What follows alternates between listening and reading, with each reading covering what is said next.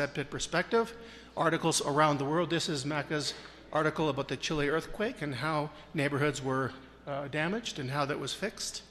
And this comes out a number of times a year. This is available as resources to you on the website. There are many new books written. Many of the authors are in this audience. And this is one of the ones that I was participated in, with chapters on design and neighborhood building and so forth. There are nonprofit organizations. This one happens to be based in New York. There's many based in Mexico and other countries as well.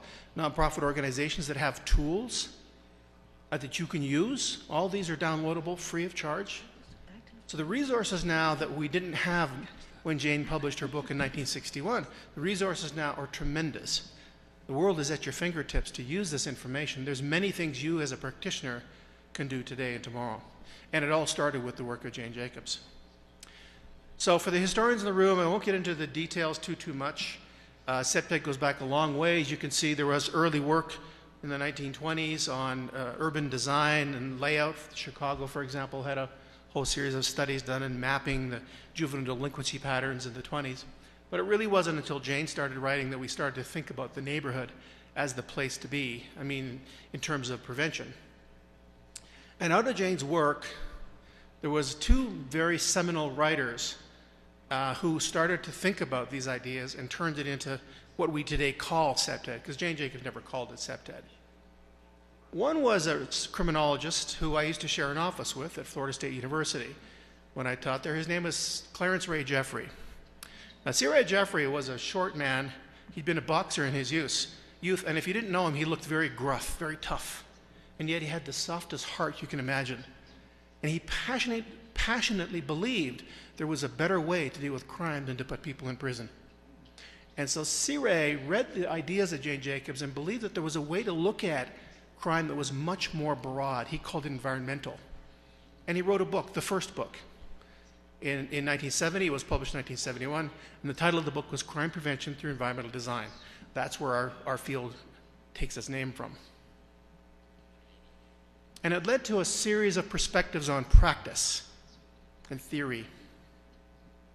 And on the other side, there was an architect from New York, originally from Montreal, Canada.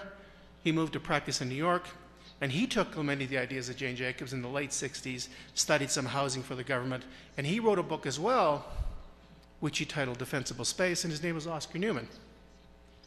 And his ideas of defensible space, which was a kind of crime prevention through design, led to other concepts through the years. And you can see the patterns there. On the Oscar Newman side on the right, it led to a kind of septet we today call first-generation septet, which is really the study of physical space and the opportunity for crime. So it left the why question aside and looked at the where. And of course, when you do that, you look at access and you look at lighting and things like that. That has led to a revision in the late 90s into something called second generation, which myself and some colleagues started to write about and reintroduced social questions of why back into the equation. And meanwhile, on the other side of the equation, other side of the story, there were many other studies and books that were written about routine activities, the discussion of a new theory called the crime triangle, how crime comes as a result of the intersection of three different kinds of things, the whole field of crime mapping and pattern analysis, which is known as environmental criminology, and various other studies with looking at situation of crime. And these all emerged out of that whole period of creativity in the 60s and 70s and 80s. And there's a lot of history behind this that I won't get into. But that's essentially how the field evolved. So now I want to talk a bit about the difference between cause and effect, or opportunity and motive. And this gets me to septet. And if you want to know the basic difference between one form of crime prevention and another, it's found in the description of a tree. And a tree has leaves at the top, branches in the middle, and roots at the bottom. Essentially, how I define this is first generation basic septet, as it was practiced in the 70s, it kind of hacks at the branches. It deals with the where, it deals with the physical opportunity, it never deals with the motives, why. when you start to do some motivation strategies of second generation septet, you start to deal with the cohesion of a neighborhood, the culture of a neighborhood. Those are getting more to the why questions, which is much further down in terms of the causation tree. And eventually, you get to think about stopping it before it happens in the first place, which is better planning. I call it safe growth planning. It's a kind of way to get at the roots of it before it even starts. So that's kind of how you can envision these different perspectives on the same question. So first generation septet, some examples. Now these are recent ones, and they're very interesting. Before I do them, I want to tell you a story about nationhood and about some of the things you're going to hear about in this conference, and about the difference between countries and crime rates, and this whole issue of motives and poverty and so forth. And I want to tell you not to be afraid to tackle this issue, because it may seem very large and very huge. We talk issues of urbanization, patterns. It's very big and very grand. It's hard to get our heads around that. But let me tell you a story that I experienced last year.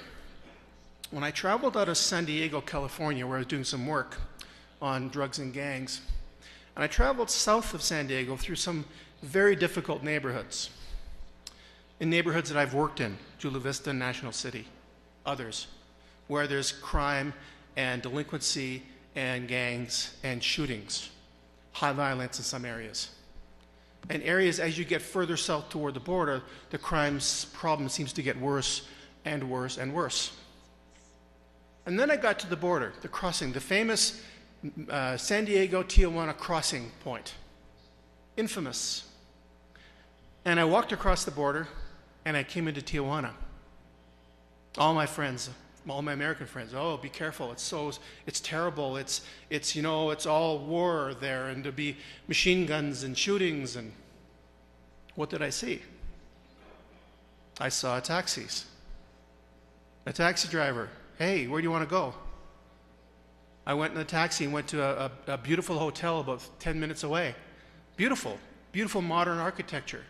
Had lunch with food that was much better than in San Diego. Fresher, less chemicals. I then took a taxi downtown. I spent the week with my wife shopping in the downtown area of Tijuana. The shops were full. The people were shopping for Christmas time. It was a Christmas holiday. People were taking us and showing us directions. There was very little crime. As a matter of fact, the downtown Tijuana story was far more safe, healthy, and fun than the southern San Diego story. And yet, if you looked on the map of crime and you plotted a chart out, you would see a very different story. Now, what is this? So when Enrique Betancourt talks about these patterns, he's absolutely right. The patterns are important.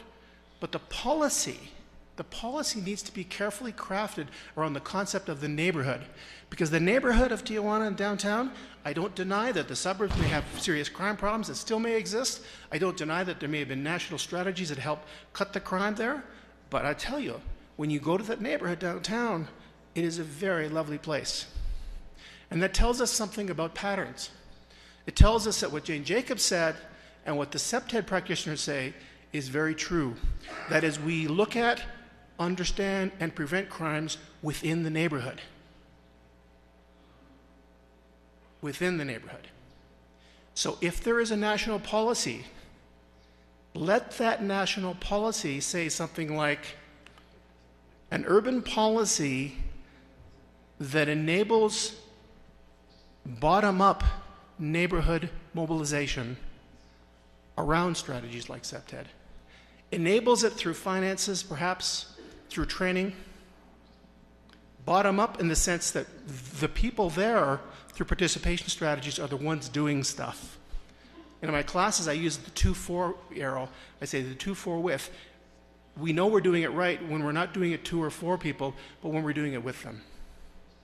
So that's where I think the future is. So let me give you some examples of what it looks like. When I see the bottom up, the with strategy, how cool some of these things are. We look at a city and we see this. We see patterns of urban development that is based on the car. If you were a space person,